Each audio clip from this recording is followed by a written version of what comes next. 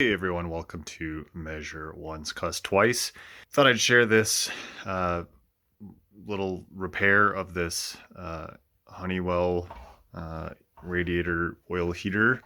It's worked pretty well for several years, and I went to fire it up this year, and the switch it wouldn't turn on. So I took it apart, and there were two screws, two on top and two on the bottom of this front part. It then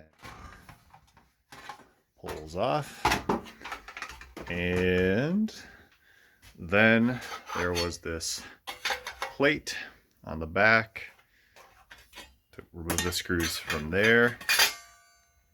I then plugged it in and used this thing, which tells me whether a wire is hot or not, and found that this wire, while it was plugged in, was hot, but this wire was not.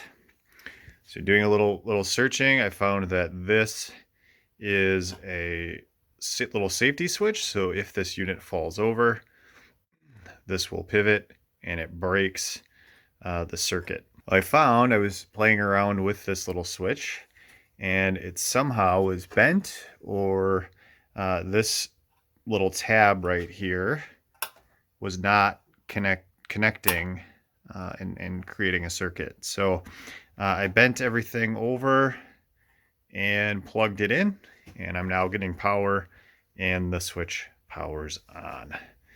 I had no idea what I was doing when I went into this, and we'll see what happens when we fire it up, but it looks like it's working now.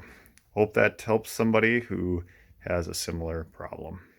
Okay, so I've put the heater back together and put the screws back, and we'll fire it up. Oh, oh.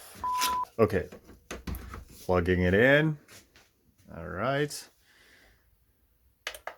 there we go. It's on. Looks like it's running through its normal cycle, and it's live.